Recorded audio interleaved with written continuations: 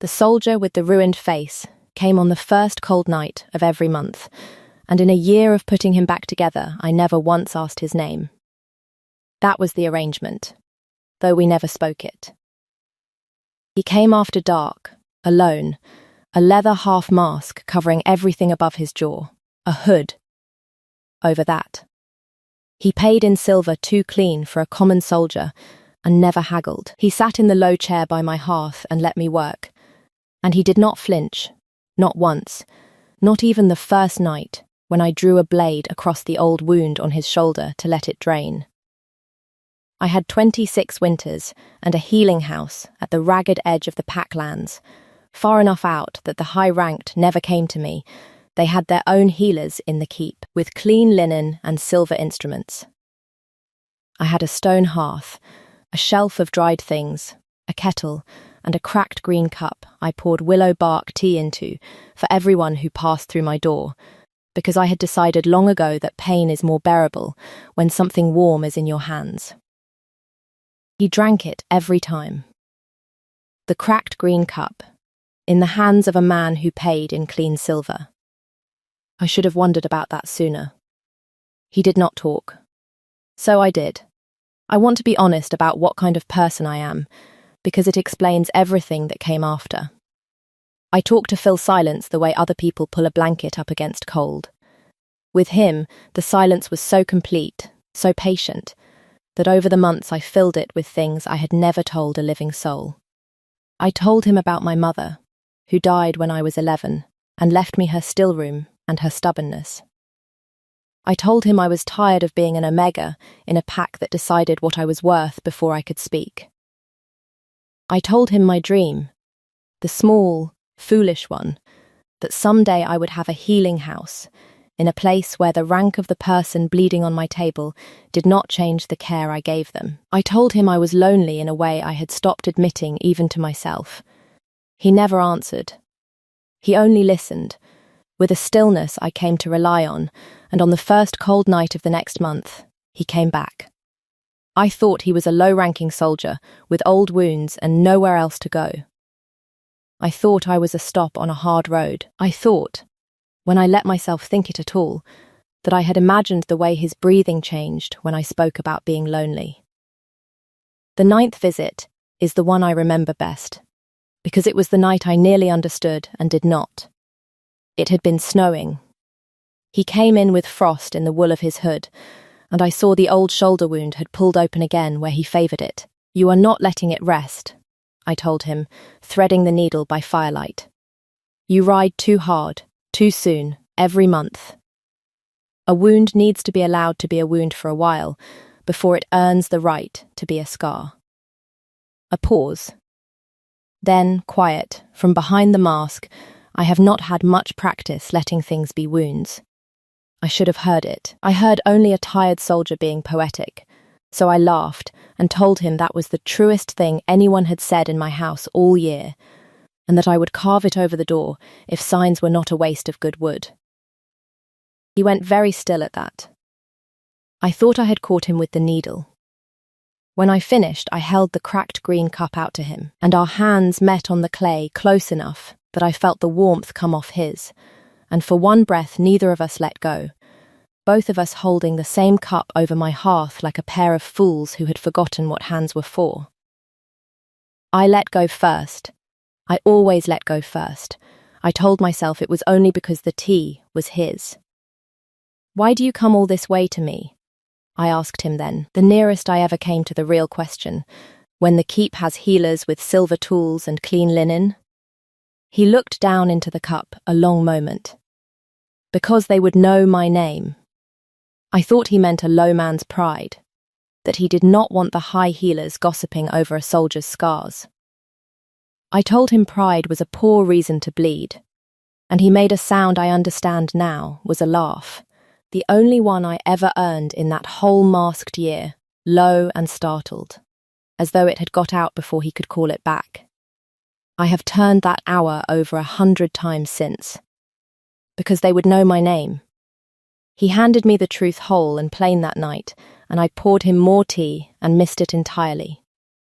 I was wrong about all of it. I found out how wrong on the 12th visit, when the mask came off. It was the worst I had ever seen him.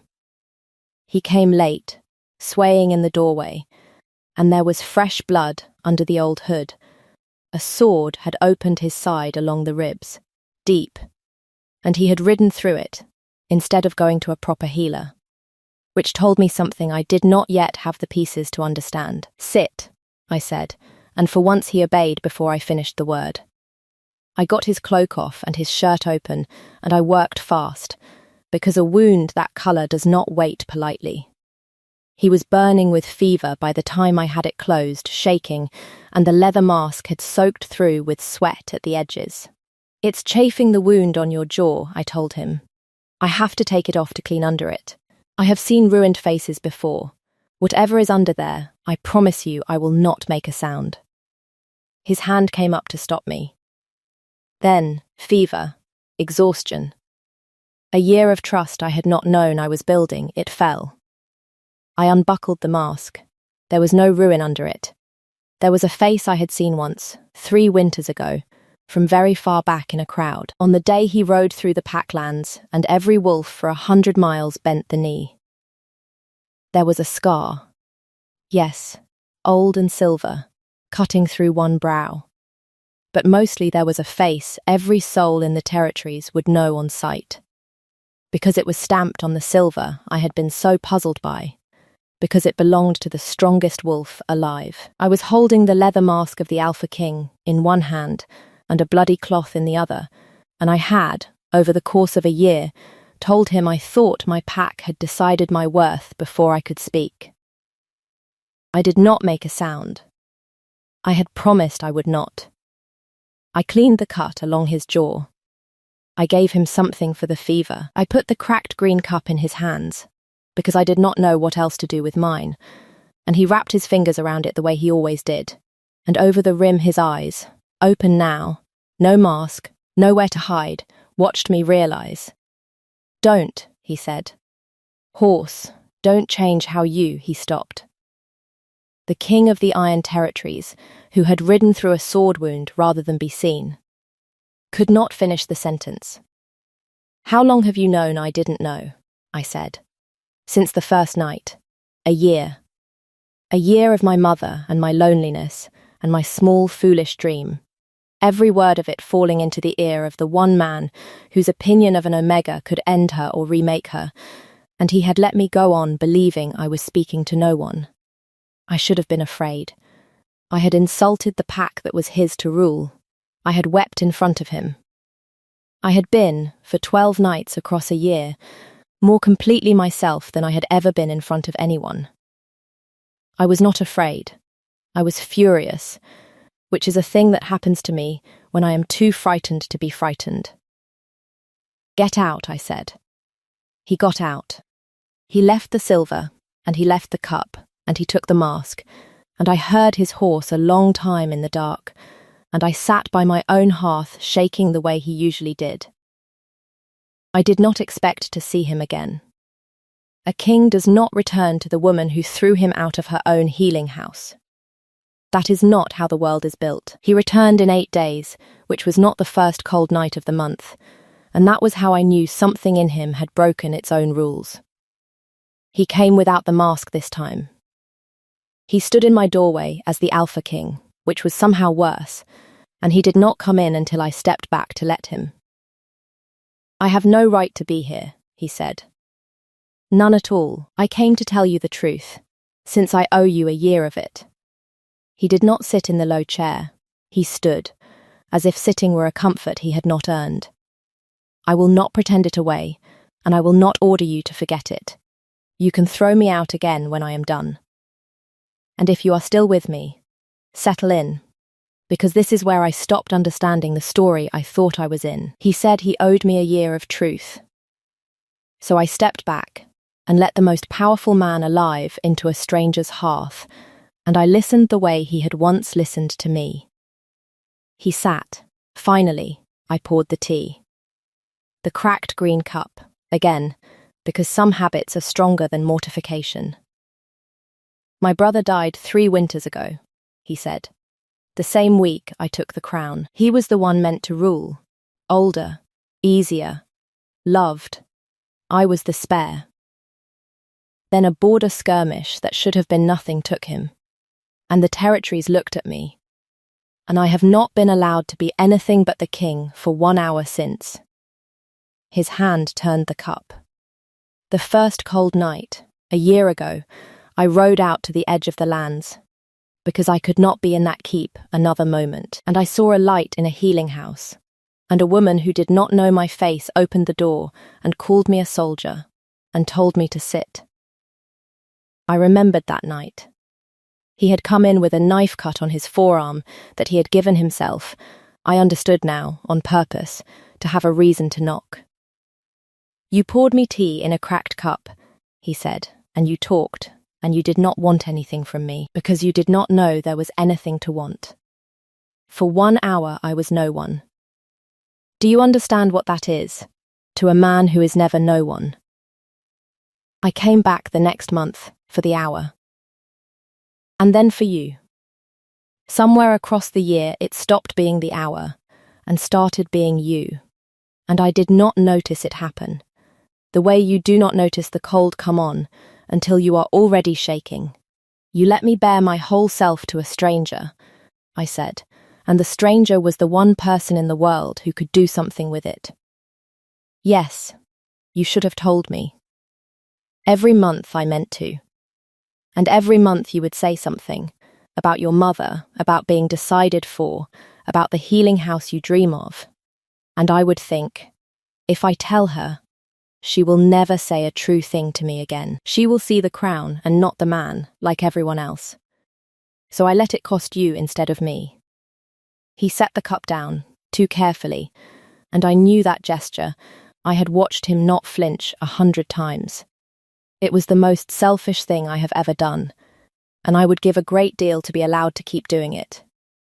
I had spent a year telling that man everything.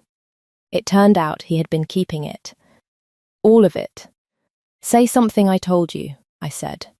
"Prove you listened." He looked at me. "You were 11 when your mother died."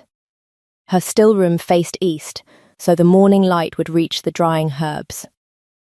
"You hate being called Little Healer because the man who runs the southern market does it to mean harmless. Your dream is not grand, and you are ashamed of how much you want it. A healing house where the rank of the person bleeding does not change the care. You take your own tea bitter. You laugh before you cry, always, every time, as a kind of warning. You did it the night you threw me out. The fire was very loud in the quiet. He had not forgotten a single word. Let me catch my breath here, the way I had to when it happened, and let me say, while there is a pause in it, that if a man who keeps every word a woman says is the kind of story you want more of, this channel is full of them. Subscribe and stay close. That is the only time I will ask. That was the night it would have turned tender, I think, if the world had let it. The world did not let it. The world sent Lord Asmund.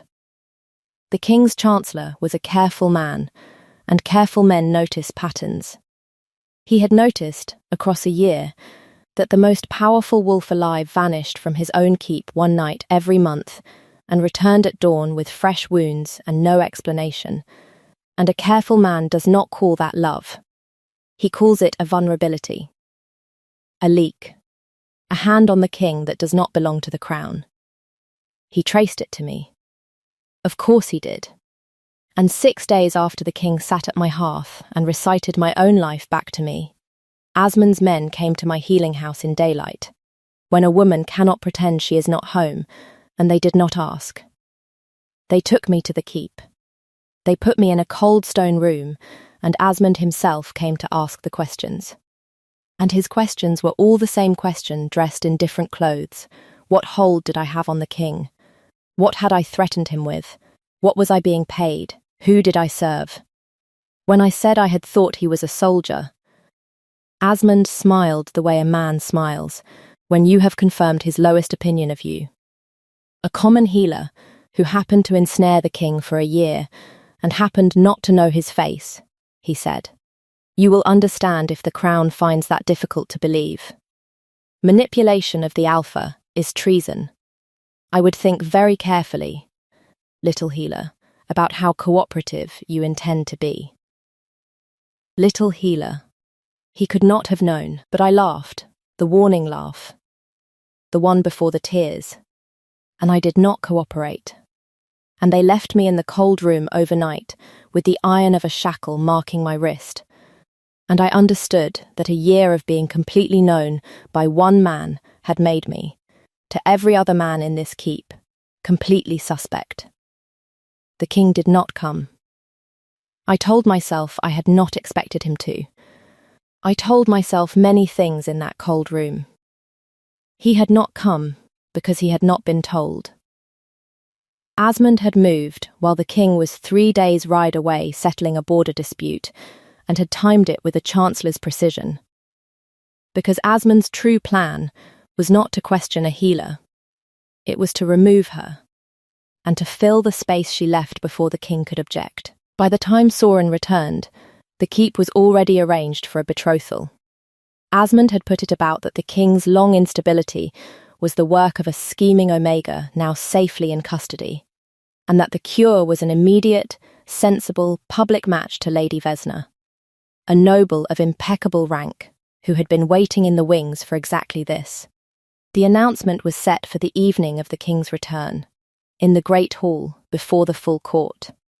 Sign it, witness it, and the Omega in the cold room becomes a closed matter, a footnote, then nothing. I learned all this from Gunnar, the king's second, who came to the cold room himself at dusk, unlocked it with his own key against every order he had been given, and crouched to my level with an expression I did not expect on the face of a warrior. He has been looking for you since the moment he rode through the gate, Gunnar said. Asmund told him you confessed and fled. He did not believe it. He turned the Chancellor's own apartments over with his hands. A breath. The announcement is within the hour. I am not supposed to be here, but I have watched my king come home wounded one night a month for a year and lie to me about why, and I find I would rather break an order than watch him sign his life to the wrong woman, because a clever man timed it well. Can you stand? I could stand. Then stand where he can see you, Gunnar said, and let him do the rest. He has been trying to give you the truth for a year. Give him one room to do it in.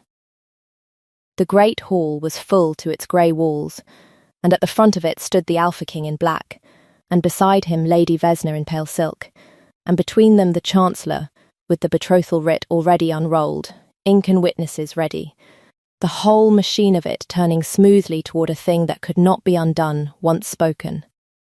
I came in at the back, on Gunnar's arm, with a shackle mark on my wrist and a year of secrets behind my teeth, and I did not make myself small. I had spent a year being told what an Omega was worth. I was finished agreeing. Asmund saw me first. Remove her, he said to his men, smooth as oil. The prisoner has no place. Stop. The king's voice did what it had never once done at my hearth. It filled the room. Every head turned to find what had stopped him, and found me, and the hall made the sound a hall makes when it does not yet know what it is watching. That woman, Soren said, is not a prisoner of the crown. She was taken from her home in my absence, on this man's order, on a charge this man invented. He turned to the assembled lords, and I watched the proudest creature alive choose to be seen. You have been told I was made unstable this past year by a scheming Omega. I will tell you the truth instead, and you may think of me what you like when I am done. For one night a month, for a year, I rode to a healing house at the edge of these lands, and let a woman who did not know my face treat wounds. I gave myself reasons to bring her. She thought I was a soldier. I let her think it. I went because in that room I was permitted to grieve my brother as a man, and not perform strength as a king. She knew nothing of who I was. She wanted nothing of what I am. His voice did not break, but it came close, and closeness in that man was an earthquake. There was no manipulation. There was a drowning man and the only person who never once asked him to be the crown. If that is weakness, then I have been weak in the one place I was allowed to be, and I will not be ashamed of it before any of you. The hall was silent. Lady Vesna, to her great credit, had taken 3 steps away from the Chancellor.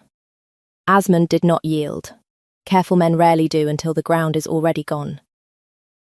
A moving story, he said, and exactly what a skilled manipulator would arrange for you to believe. Your Majesty, she has had a year to learn your every.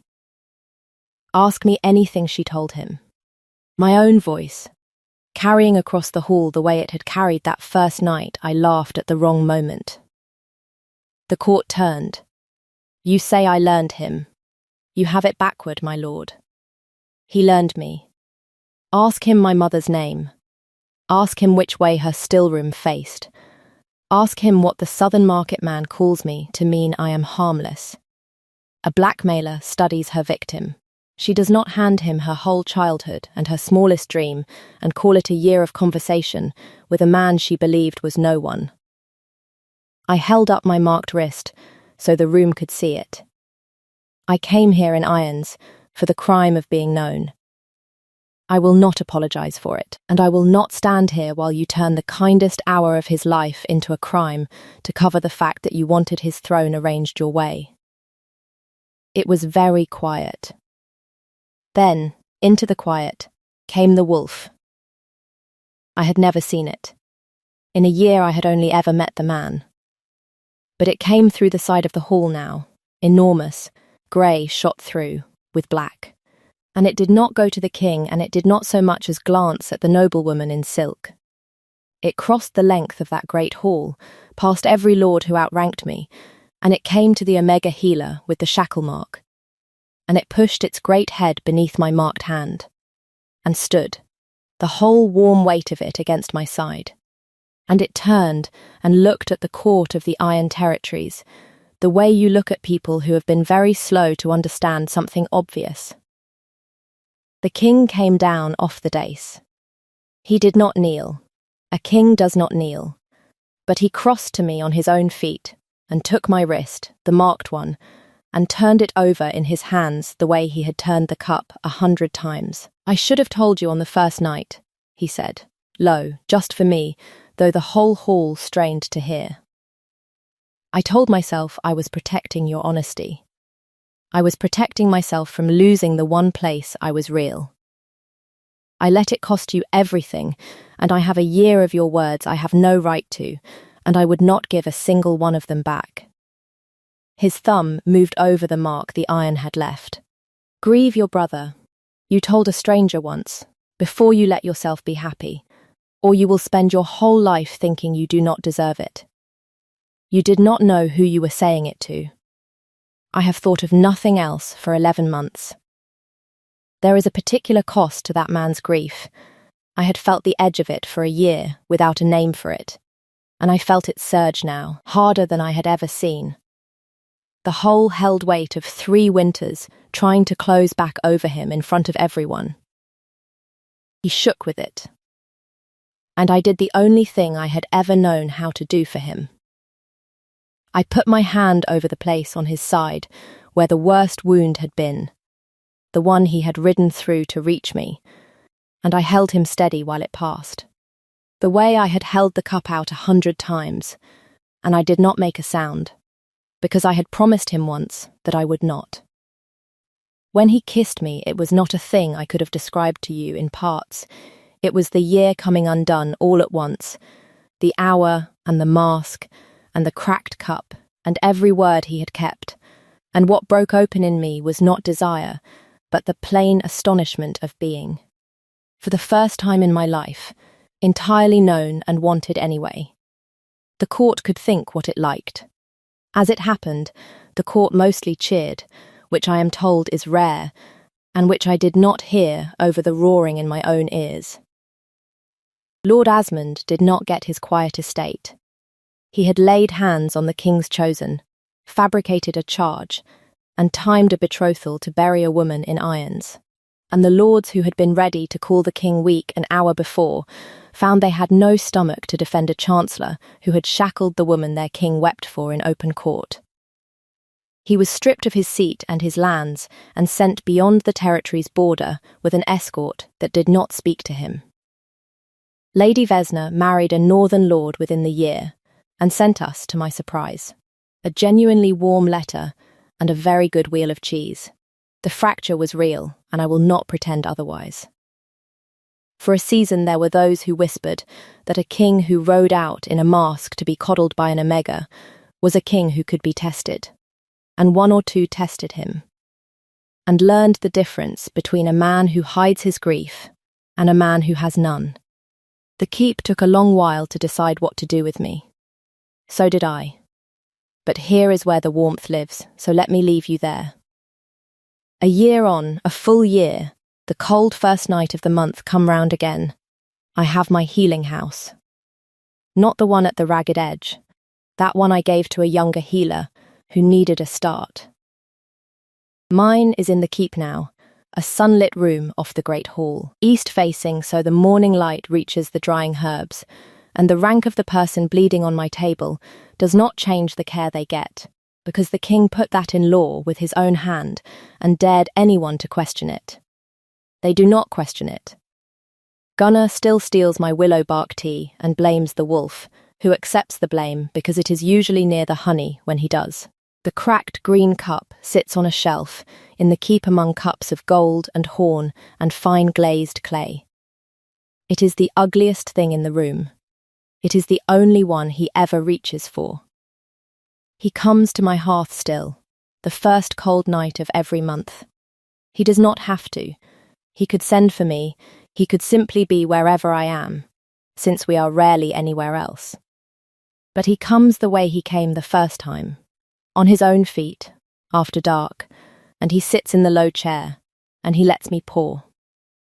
The only difference is that now, when the cup is empty, he takes the kettle from my hands and fills it again himself, and pours for me, and we sit in the quiet I no longer feel any need to fill. He still does not talk much. He never did, but he listens to every word, and I have finally stopped being surprised by it, because I know now what I did not know for a year, that I was never speaking to no one. I was speaking to the one person who would keep all of it. So tell me, did you see it coming? That he was hiding to grieve and not to court? That the listening was the love before either of us knew? Or did the mask come off for you the same moment it came off for me? Tell me in the comments, and tell me where you are listening from tonight, because I like to think of you all out there in the dark, with something warm in your hands. If this one stayed with you, stay with me, subscribe, and I will pour you another. There is always another. The first cold night comes round for everyone eventually. Until then, take your tea however you like it, and never believe you are speaking to no one.